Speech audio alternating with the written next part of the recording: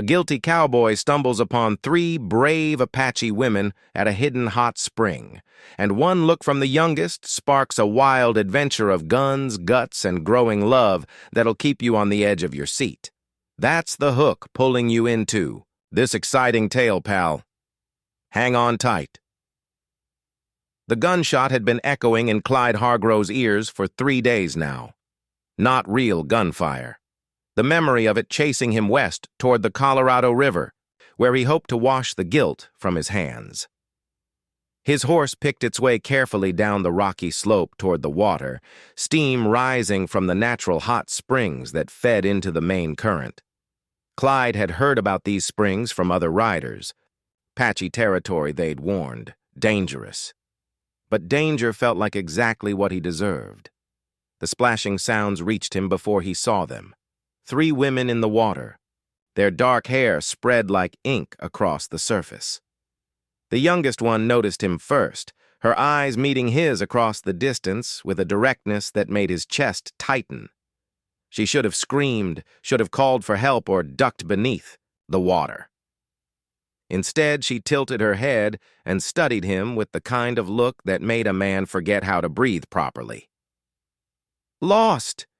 she called out in clear English, her voice carrying a challenge that sent heat up his neck. The older woman, clearly, their leader, placed a protective hand on the youngest one's shoulder. "Ayanna, don't." But her eyes never left Clyde's face, measuring him in a way that made him feel exposed, despite being fully clothed. The third woman, somewhere between the others in age, moved through the water with the fluid grace of someone who knew how to handle herself in a fight. "He's alone," she observed, and something in her tone suggested this was significant. Clyde raised his hand slowly, showing he was unarmed. "I didn't mean to. I can leave. Can you?" the youngest, Ayanna, asked, and there was something in her voice that made him look closer at her face, a bruise along her jawline, fresh, recent. Behind her, he noticed now what he'd missed before. Torn clothing on the rocks, signs of a hasty departure. "They're still following us," the middle woman said quietly to the others, but loud enough for Clyde to hear. Hours behind, maybe less. Ayanna's eyes found his again, and this time he saw it. Not just defiance, but fear, carefully controlled. "So, cowboy," she said, water lapping around her shoulders. "Are you the kind of man who rides away from trouble or toward it?" The choice hung in the air between them like smoke. 3 days of riding hard had worn Clyde down to bone and regret. The image of that homesteader's face wouldn't leave him alone. The way the man's eyes had widened when Clyde's boss ordered the eviction. The way those same eyes had gone empty when the man reached for his rifle and Clyde's partner put him down. Self-defense, they'd called it legal. They'd said. But Clyde knew better. They'd pushed that family too far. And now, a woman was a widow, and 2 children had no father. The hot springs appeared like a gift from a merciful God. Steam rose from the natural pools that fed into the main river, and Clyde's horse snorted with relief at the smell of water. He'd heard about these springs from traders, Apache land they'd warned, but the spring belonged to no one and everyone. That's when he heard the voices. Soft laughter echoing off the canyon walls. Clyde dismounted quietly, leading his horse behind a cluster of mesquite. Through the brush, he saw them.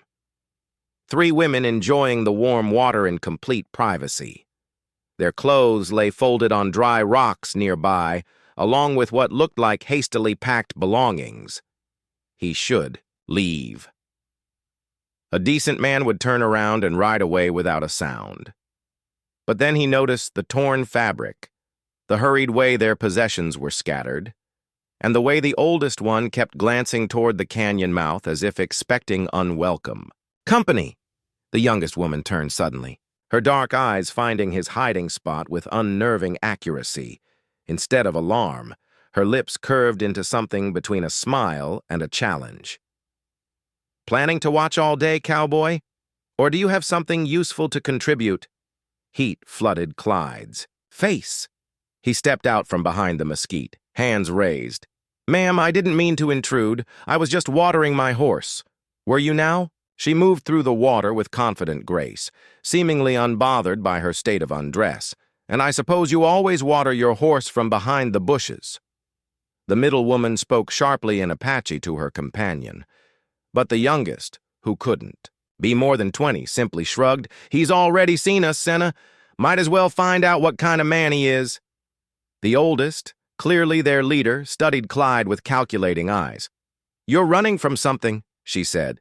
It wasn't a question. "Aren't we all?" Clyde replied, surprised by his own honesty. "Some of us are running towards something," the youngest said, her gaze lingering on his face in a way that made his mouth go dry. "Question is, what are you looking for out here besides privacy for your guilt?" Before Clyde could answer, a sound drifted down the canyon. Hoof beats, multiple riders moving fast. The women's playful confidence vanished instantly. "Kira!" the leader hissed. "Get out now!" But it was already too late. The riders burst into the clearing like a storm of dust and leather. 5 men, all bearing the hard look of bounty hunters. Their leader, a scarred man with dead eyes, dismounted before his horse had fully stopped. "Well, well," he drawled, his gaze moving from the women in the water to Clyde. "Looks like we interrupted something private." Kira had managed to grab a piece of cloth, wrapping it around herself with defiant dignity. Her sisters pressed close to the far edge of the spring, but there was nowhere to run. "Ladies," the scarred man continued, "you've led us quite a chase. Days through desert country cost me a good horse and most of my patience." "We don't know you," Ayanna said, her voice steady despite the circumstances. The man laughed a sound like grinding stone. "Oh, but I know you, Kira, Senna, and Ayanna of the Chiricahua band, worth $50 each delivered alive to Fort Bowie." Clyde's stomach turned. "Bounty hunters." "Smart man," the leader said, finally acknowledging him. "Question is, are you part of this or just an unlucky witness?" The weight of his rifle felt heavy against Clyde's back, but he was outnumbered 5-1. These men had the look of killers, and from their casual manner, they'd done this before. "I'm just passing through," Clyde said carefully. "Good. Then you won't mind stepping aside while we collect our merchandise." Kira's eyes found his across the water. No pleading, no begging, just a look that seemed to say, "This is who you are. Show me." The memory of the homesteader's face flashed in Clyde's mind.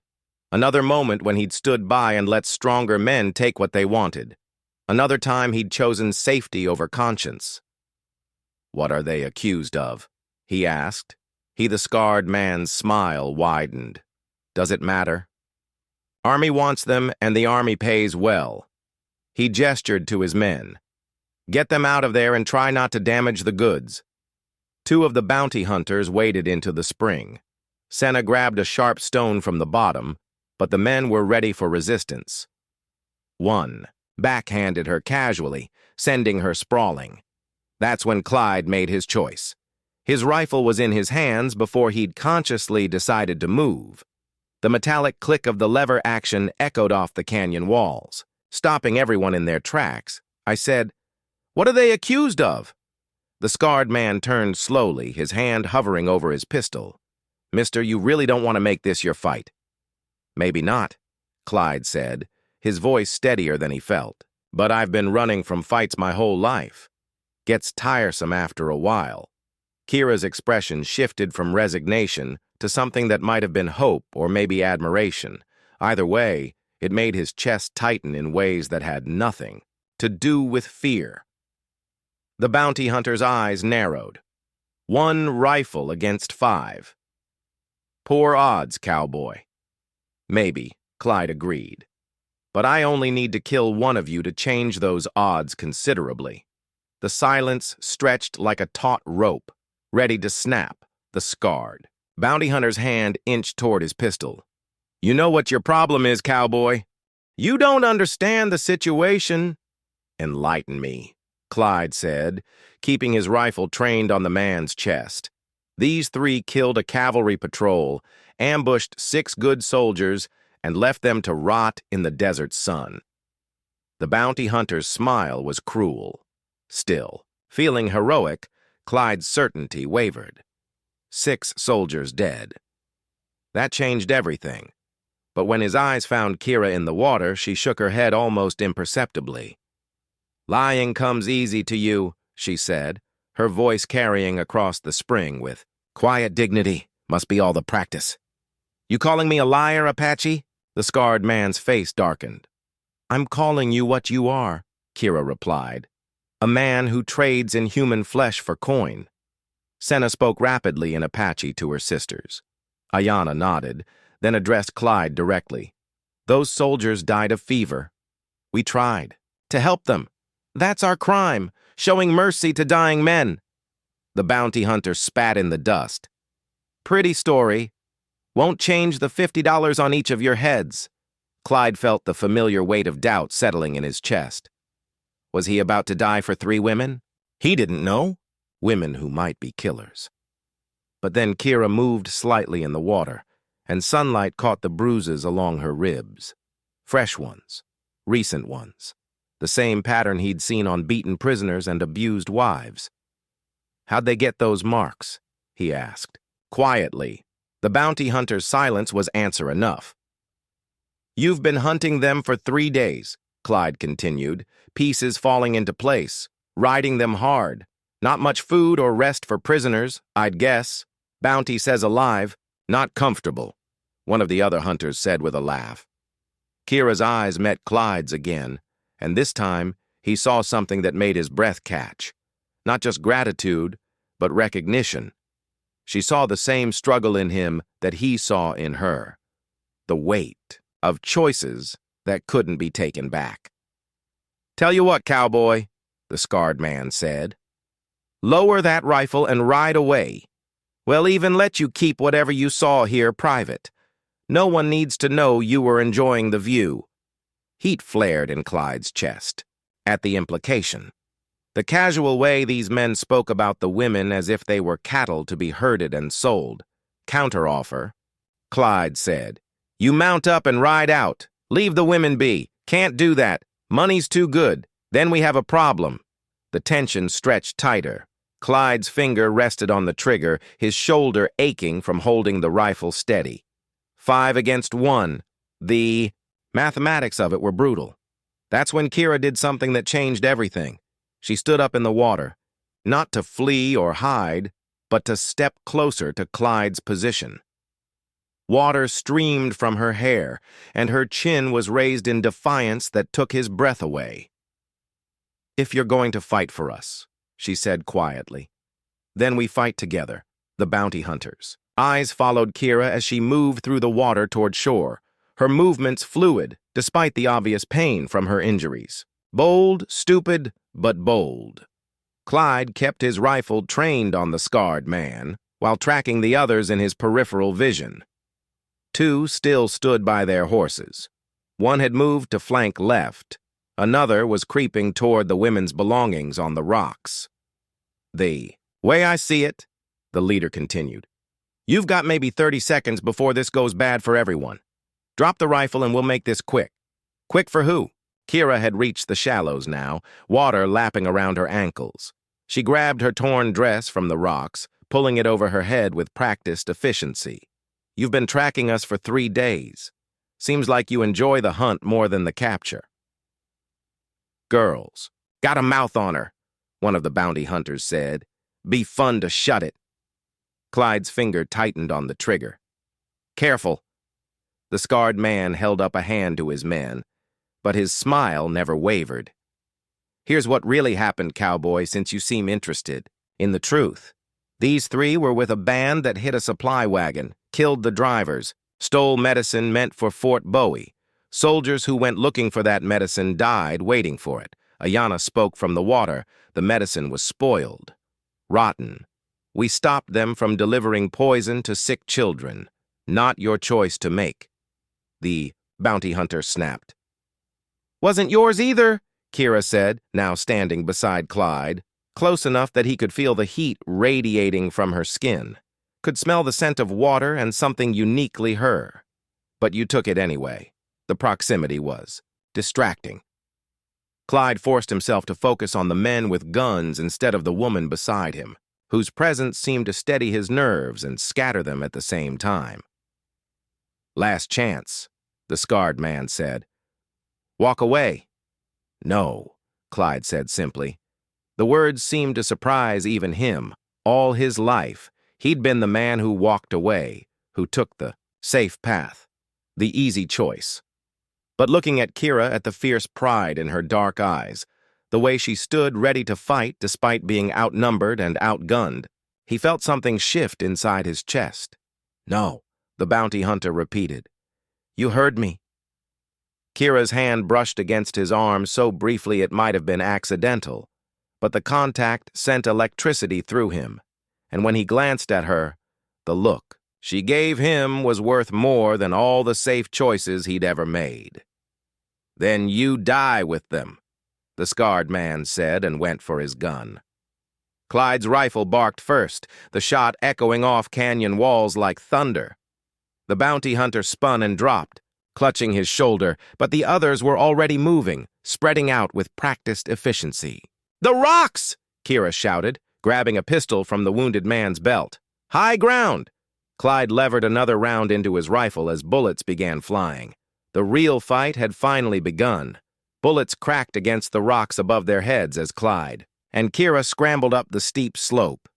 Behind them, Senna and Ayana had taken cover behind a fallen log, returning fire with stones and the few weapons they'd managed to grab.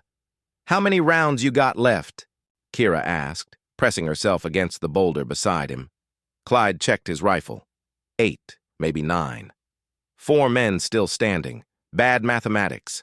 A bullet sparked off the rock inches from Clyde's face, sending stone chips flying. He ducked lower, acutely aware of how close Kira was pressed against him. Even in the middle of a gunfight, her proximity sent heat through his chest. "Can you shoot?" he asked. She showed him the pistol she'd taken from the wounded bounty hunter. "Well enough, but this only has 3 rounds left." Another volley of shots echoed off the canyon walls. The bounty hunters had spread out, trying to surround their position. Smart tactics. But it would take time. "There's something you should know," Kira said quietly, reloading the pistol with practiced efficiency about why they really want us. Clyde levered another round into his rifle. Now's not the time for confessions. It might be the only time. Her dark eyes found his. "My father was a war chief. These men, they're not just bounty hunters. They work for a man who wants to use us as bait. Bait for what? To draw my father out of the mountains, to end his resistance once and for all." The pieces clicked into place in Clyde's mind. No wonder they wanted the women alive. No wonder they'd been so persistent in their hunt. "How many warriors would come? For you?" he asked. "All of them." Kira's voice was heavy with knowledge. "My father would sacrifice his entire band to save his daughters." A new sound drifted down the canyon. More hoof beats. Clyde's stomach dropped. Reinforcements. Sounds like about 6 more riders. Kira observed, surprisingly calm. Against 4, those are some truly terrible odds. She smiled at that, an expression that was equal parts grim and beautiful. "I've seen worse. When every day since I was born," she said simply. The new riders burst into the clearing below. But something was wrong. Instead of joining the bounty hunters, they spread out in a defensive formation. One of them shouted something in Apache. Kira's eyes widened. "That's impossible. What? Those aren't reinforcements. That's my brother." Below them, the situation had changed completely. The bounty hunters were now caught between Clyde's position and the new arrivals. Gunfire erupted from multiple directions as the canyon became a 3-way battleground. "We need to move," Clyde said. "Get to your brother." "No," Kira grabbed his arm. "If they see us together, they'll think you're with the bounty hunters. They'll kill you first and ask questions later." The heat of her touch burned through. His sleeve, so what do you suggest? Trust me. She met his eyes. And when this is over, find me. Before he could respond, she was gone, slipping away through the rocks with the silent grace of someone born to this harsh country. Clyde watched her disappear, feeling more alone than he had in years. But the fighting below was intensifying, and alone or not, he still had a choice to make. From his rocky perch, Clyde watched the battle unfold below like a deadly dance.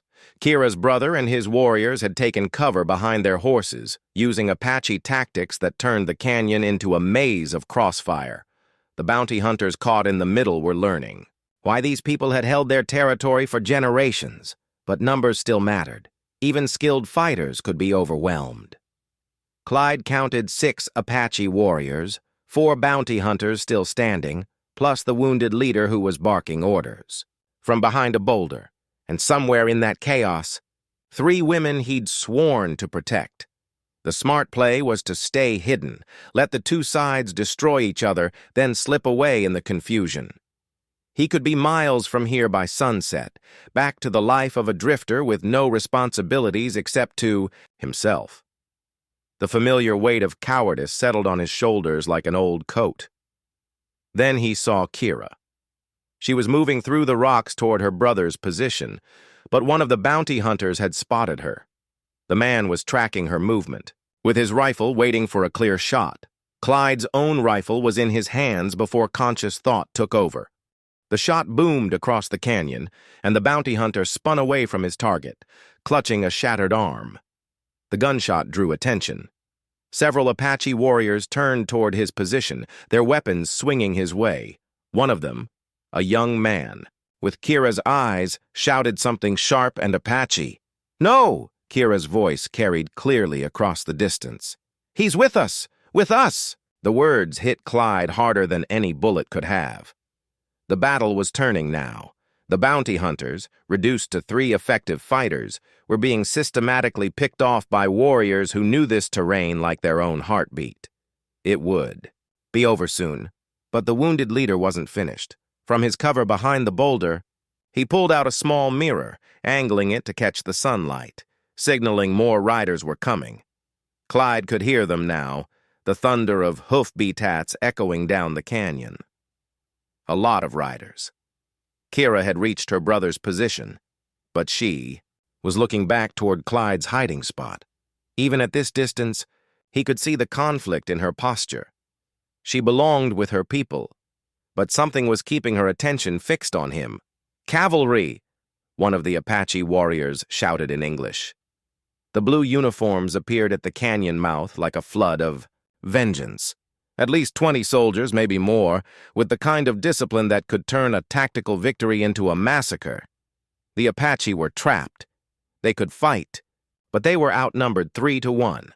Now they could run, but the canyon had limited exits, and cavalry horses were fresh while theirs had been ridden hard. Clyde looked down at his rifle, then at the woman whose courage had shown him what he could be instead of what he'd always been. The choice crystallized in his mind with perfect clarity. He could stay hidden and watch Kira die, or he could stand up and die with her. Really, it was no choice at all. Clyde rose from behind the rocks, rifle in hand, and began picking his way down toward the battle, toward the cavalry, toward almost certain death, and toward the woman who had given him back his soul. The cavalry charge into the canyon was like watching thunder given form. Soldiers on fresh horses, sabers gleaming in the afternoon sun, bearing down on a handful of Apache warriors who had nowhere left to run. Clyde reached the canyon floor just as the first volley of rifle fire erupted from both sides. A bullet tugged at his sleeve. Another sparked off a rock beside his head. The air filled with smoke and the screams of wounded horses. He dove behind a fallen log where Senna and Ayana were still taking cover. Both women looked at him with mixture of surprise and respect. "White man with spine," Senna said in accented English. "Rare thing." "Don't congratulate me yet," Clyde replied, checking his rifle. "I might get us." all killed. The cavalry had superior numbers and discipline, but the Apache knew how to use terrain. They'd scattered among the rocks, turning the charge into a deadly game of cat and mouse. Individual soldiers found themselves isolated, picked off by warriors who seemed to appear and disappear like smoke. But attrition favored the army.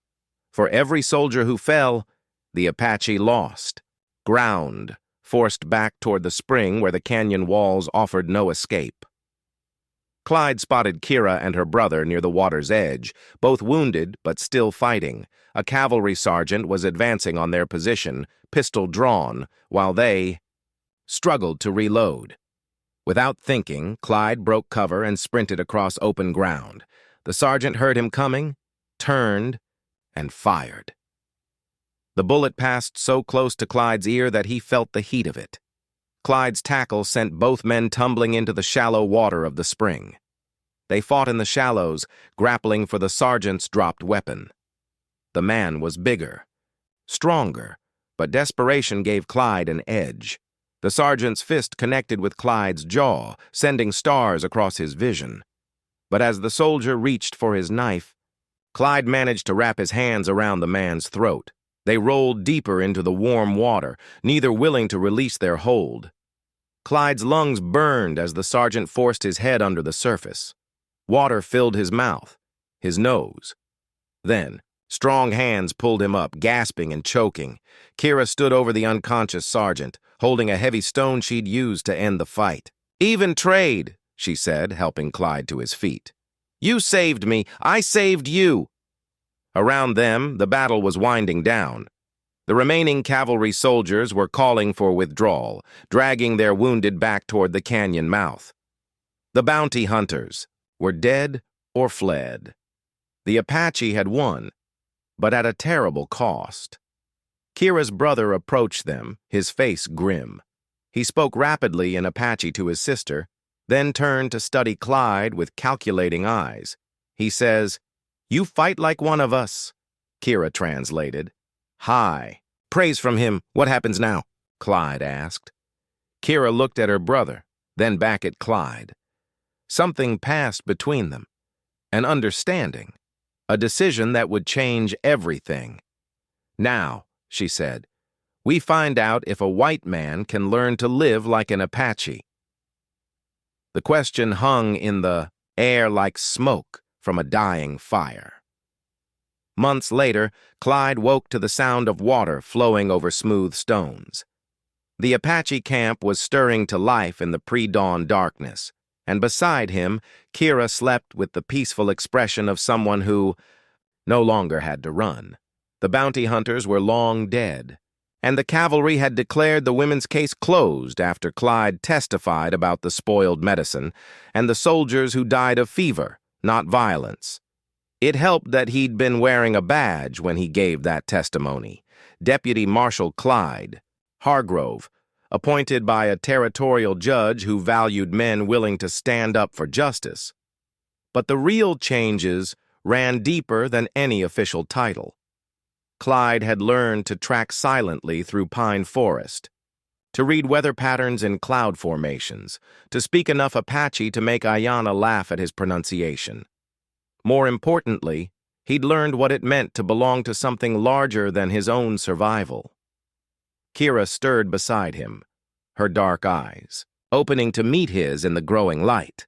3 months of sharing blankets and quiet conversations had taught him that her beauty was only the surface of something far more precious. "Regrets?" she asked softly. The question that had become their morning ritual about leaving the old life behind. Clyde considered it honestly. No. About taking so long to find the courage every day. She smiled and traced a finger along the scar, on his jaw where the cavalry sergeant had marked him. That day at the spring. "What made you stay?" It was the first time she'd asked directly. Clyde thought back to that moment, seeing her standing in the water, defiant and beautiful and absolutely unbreakable. "You did," he said simply, "the way you looked at me like I could be better than I was. And are you?" Instead of answering with words, Clyde pulled her closer. kissing her with the kind of tenderness that came from having something worth losing. When they broke apart, her smile told him everything he needed to know about the man he'd become. Outside, their shelter. The camp was fully awake now. Children's laughter mixed with the low voices of adults preparing for another day in their hidden valley. Senna was teaching young warriors to make arrows. Ayana was grinding corn and singing softly too, herself. It was a good life, a life worth fighting for. As they walked hand in hand toward the cooking fires, Kira squeezed his fingers gently. Strange to think it all started because you needed water for your horse. Clyde laughed, remembering that desperate man who'd been running. From his own conscience, I was riding near the river, he said, echoing the story that had already become legend around their fires. Found 3 Apache women bathing in secret and lost his heart to one of them. Kira finished standing on her toes to kiss him again. The sun rose over the mountains, painting the world in shades of gold and promise. Somewhere behind them lay the life Clyde had abandoned. Ahead stretched years of mornings, just like this one, filled with love and purpose and the kind of peace that only came from finally choosing to stand and fight. He had found his home. If you enjoyed this story, click the video on your screen now to watch another unforgettable tale where destiny and courage collide in ways you never expected. Don't forget to subscribe and consider a super chat to help us keep bringing you more stories like these. Your support means everything to us.